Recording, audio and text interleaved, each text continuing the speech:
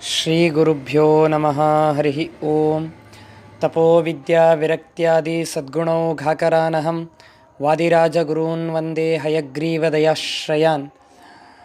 ವಾದಿರಾಜ ಗುರುಸಾರ್ವಭೌಮರು ರಚನೆ ಮಾಡಿದಂತಹ ಶ್ರೀ ಲಕ್ಷ್ಮೀ ಶೋಭಾನ ಪದದಲ್ಲಿ ನಾವಿದ್ದೇವೆ. ಲಕ್ಷ್ಮೀ ಶೋಭನ ಪದ ಅಂತ ಕರಿಬೇಕದನ್ನು. ವಿಶೇಷವಾಗಿ ಶೋಭನ ಎರಡೂ ಅರ್ಥಗಳು ಒಂದೇ.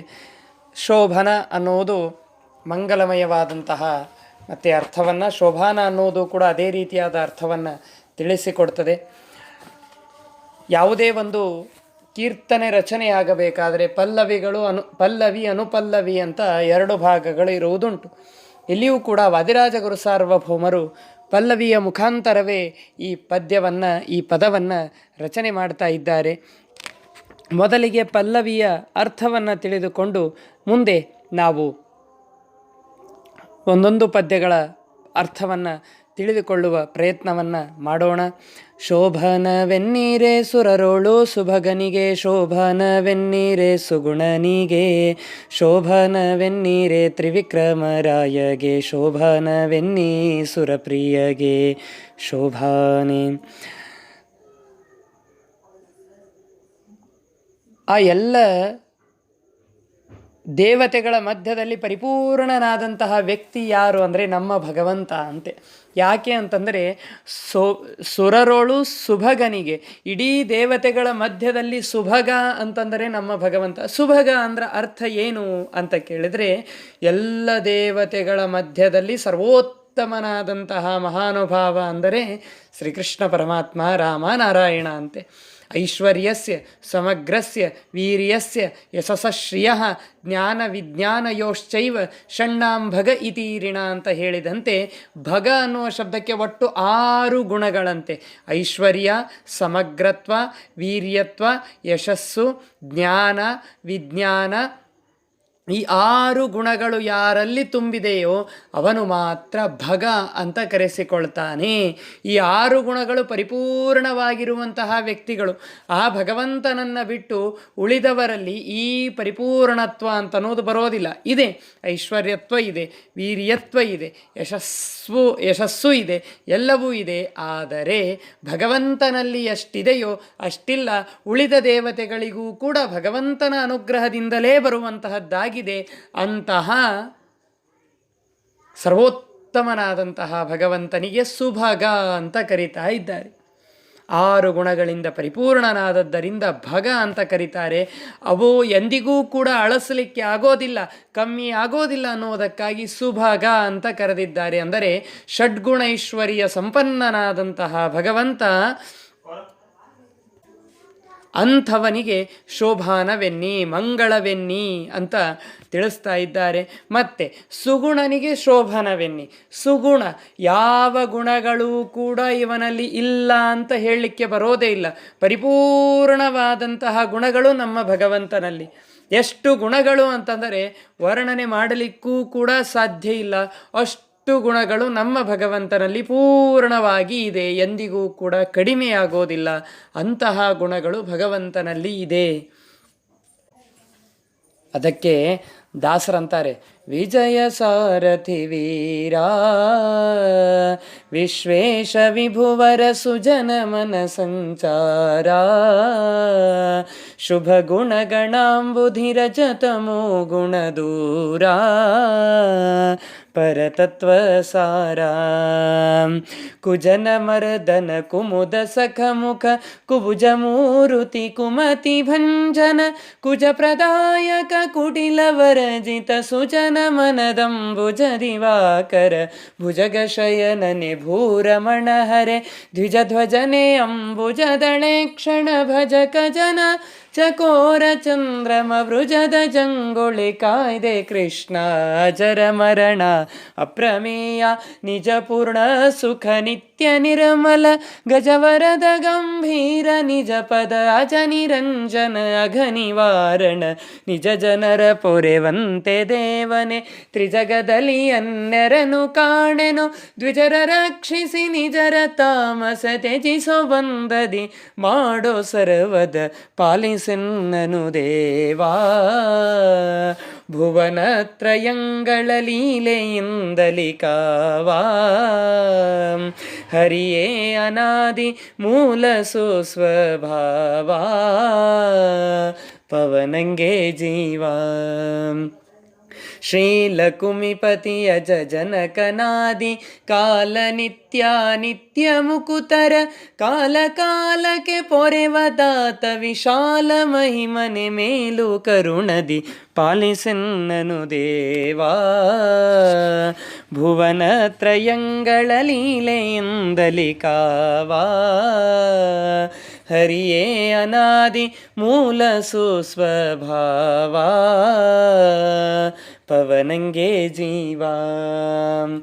ಇನ್ನೂ ಅನೇಕ ಕೋಟಿ ಕೋಟಿ ಕೋಟಿ ಕೋಟಿ ಕೋಟಿ ಗುಣಗಳು ಈ ಭಗವಂತನಲ್ಲಿ ಇವೆ. ಅಂತಹ ಸುಗುಣನಿಗೆ, ಪರಿಪೂರ್ಣವಾದ ಒಳ್ಳೆಯ ಗುಣಗಳಿಂದ ಕೂಡಿದಂತಹ ಭಗವಂತನಿಗೆ ಶೋಭನವೆನ್ನಿ, ಅವನಿಗೆ ಮಂಗಳ ಅಂತ ಎನ್ನಿ ಎನ್ನುವುದಾಗಿ ತಿಳಿಸ್ತಾರೆ. ಶೋಭನವೆನ್ನಿ ತ್ರಿವಿಕ್ರಮರಾಯಗೆ.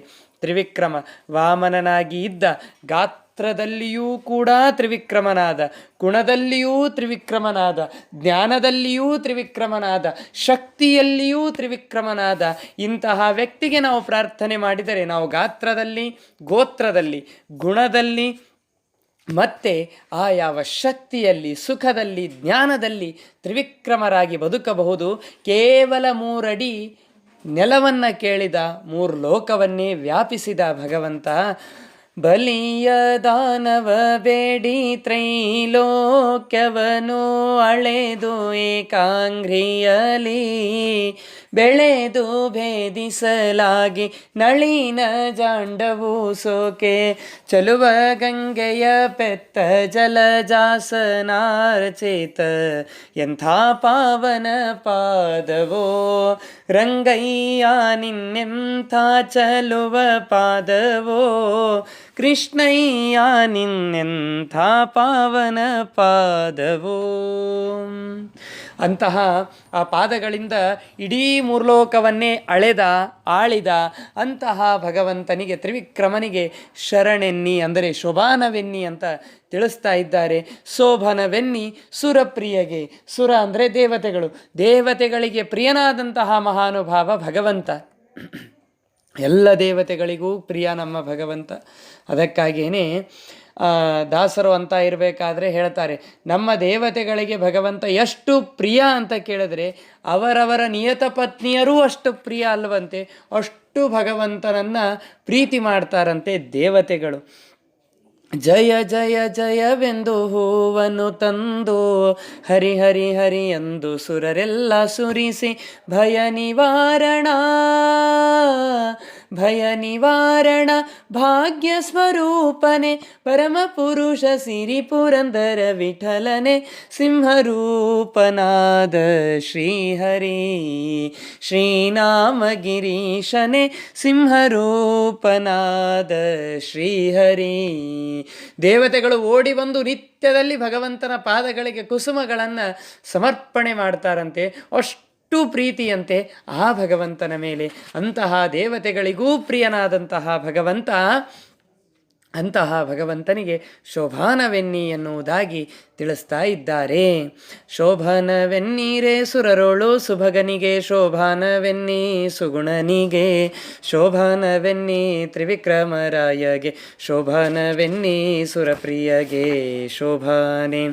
ಲಕ್ಷ್ಮೀನಾರಾಯಣರ ಚರಣಕ್ಕೆ ಶರಣೆಂಬೆ ಪಕ್ಷಿವಾಹನ ಗೆರಗೂವೆ ಪಕ್ಷಿವಾಹನ ಗೆರಗೂವೆ ಅನುದೀನ ರಕ್ಷಿಸಲಿ ನಮ್ಮ ವಧುವರರ ಶೋಭಾನೆ. ಆ ಭಗವಂತನ ಲಕ್ಷ್ಮೀನಾರಾಯಣರ ಚರಣಕ್ಕೆ ಶರಣೆಂಬೆ. ಆ ಲಕ್ಷ್ಮೀನಾರಾಯಣರ 2 ಪಾದಕಮಲಗಳಿಗೆ ನಮಸ್ಕಾರವನ್ನು ಮಾಡ್ತೇನೆ ಅಂತಂತಾರೆ ವಾದಿರಾಜರು. ಯಾಕೆ ಈ ರೀತಿಯಾಗಿ ಹೇಳ್ತಾ ಇದ್ದಾರೆ ಅಂತಂದರೆ, ಭಗವಂತನ ಪಾದಕಮಲಗಳಲ್ಲಿ 2 ಪಾದಗಳಲ್ಲಿ ಒಂದೊಂದಿದೆ, ಒಂದು ಜ್ಞಾನ, ಇನ್ನೊಂದು ಆನಂದ. ಆ 2 ಜ್ಞಾನ ಆನಂದಗಳೂ ನಮ್ಮ ವಧುವರರಲ್ಲಿ ಬರಲಿ ಅನ್ನುವುದಕ್ಕಾಗಿ ಲಕ್ಷ್ಮೀನಾರಾಯಣರ ಪಾದಗಳಿಗೆ ನಮಸ್ಕಾರವನ್ನು ಮಾಡ್ತೇನೆ ಅಂತಿದ್ದಾರೆ. ಇಷ್ಟೇ ಅಲ್ಲದೇನೆ ಪಕ್ಷಿವಾಹನ ಗೆರಗುವೆ ಪಕ್ಷಿವಾಹನ ಏರಿದವನೇ ದಾಸರು ವರ್ಣನೆ ಮಾಡ್ತಾರೆ.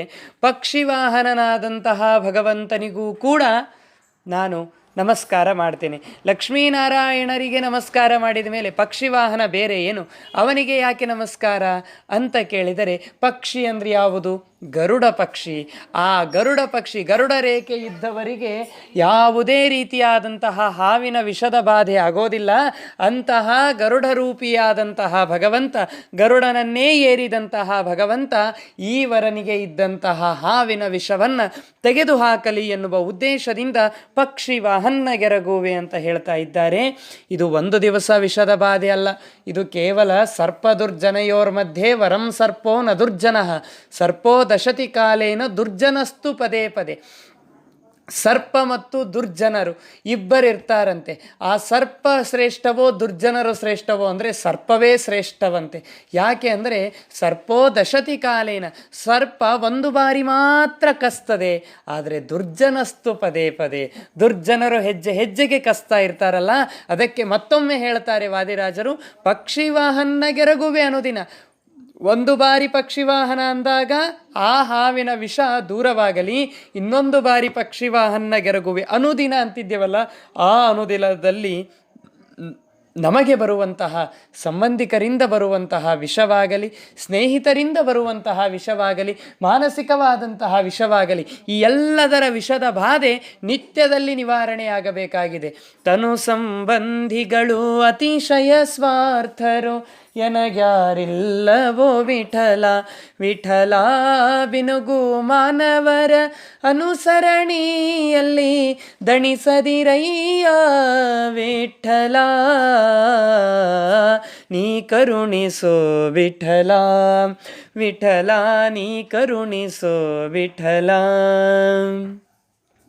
ಅಂತಾರೆ. ತನು ಸಂಬಂಧಿಗಳು ಅತಿಶಯ ಸ್ವಾರ್ಥರು. ನಾವು ಮಾತನಾಡುವಾಗ ಹೇಳ್ತೇವಲ್ಲ, ಹೊಟ್ಟಿಲೆ ಹುಟ್ಟಿದ್ದು ಒಂದು ವೈರಿಯಂತೆ, ಬೆನ್ನಿನಲ್ಲಿ ಬಿದ್ದಿದ್ದು ಒಂದು ವೈರಿಯಂತೆ. ಬೆನ್ನಲ್ಲಿ ಬಿದ್ದಿದ್ದು ಒಂದು ವೈರಿ ಆದರೆ ಈಗಿನ ಕಾಲದಲ್ಲಿ ಹೊಟ್ಟೆಯಲ್ಲಿ ಹುಟ್ಟಿದಂತಹ ಮಕ್ಕಳುಗಳೇ ವೈರಿಗಳಾಗ್ತಾ ಇದ್ದಾರೆ.